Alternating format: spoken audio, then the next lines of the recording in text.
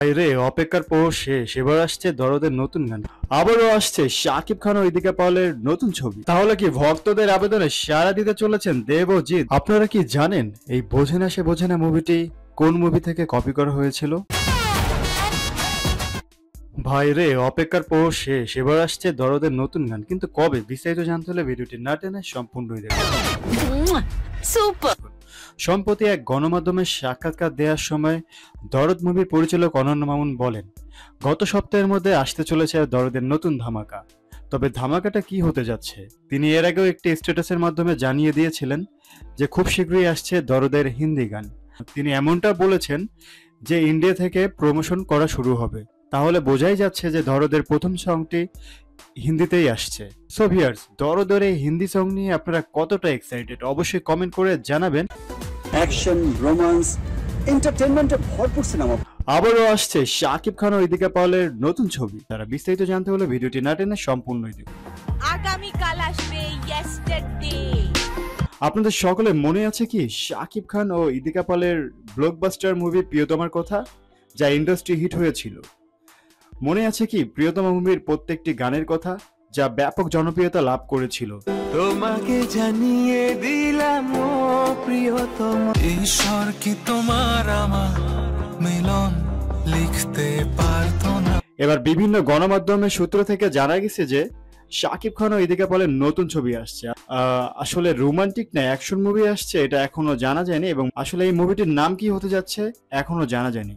So viewers, Shakib Khan ও ইদিকা পালের superhit জুটি দ্বিতীয় মুভি আসছে। তো এই মুভিটি নিয়ে আপনারা কতটা এক্সাইটেড অবশ্যই কমেন্ট করে জানাবেন।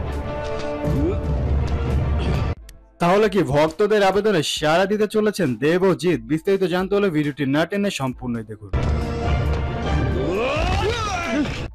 তবে এখন খবর পাওয়া যাচ্ছে যে পরিচালক রাজ চক্রবর্তী এক ছাদের তলায় আনতে পেরেছেন দেব ও জিৎকে।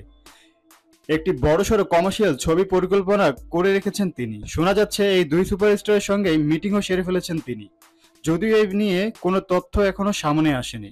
তবে নিঃসন্দেহে খবর উত্তেজিত করবে এই দুই অভিনেতার ভক্তদের। বলিউডে এখন হাত মিলিয়ে একসঙ্গে কাজ করছেন শাহরুখ ও সালমান। ঝামেলা মিটিয়ে কাঁধে কাঁধ মিলিয়ে লড়ছেন তারা। এই তো শাহরুখ খানের পাঠান ছবিতে কেমিও করেছিলেন সালমান খান, এরপর সালমানের টাইগার 3-তে কেমিও করেছিলেন শাহরুখ খান। এর আগে একসঙ্গে কাজের ব্যাপারে জিজ্ঞেস করা হলে দেব জানিয়েছিলেন এটা সম্পূর্ণ নির্ভর করবে কে কি বিষয়ে প্রস্তাব আনবে। আমি এর আগেও জিদ্দার কাছে গিয়েছিলাম প্রস্তাব নিয়ে, কিন্তু কাজ করা হয়নি।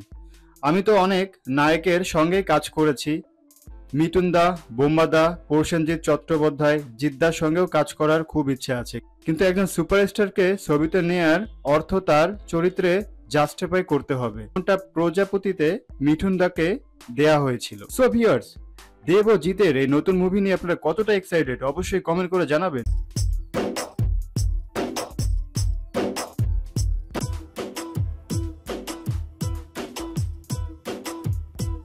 আপনারা কি জানেন এই বোঝে না সে বোঝে না মুভিটি কোন মুভি থেকে কপি করা হয়েছিল?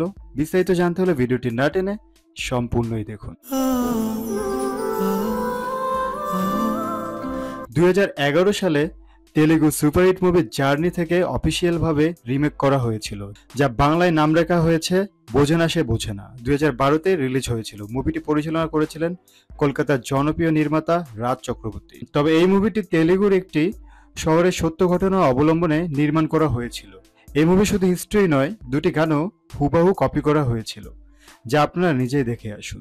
ఎదురు చూశాని పూల జల్లుకి মনামার নাস্তা না বুধ একজনের হৃদয়।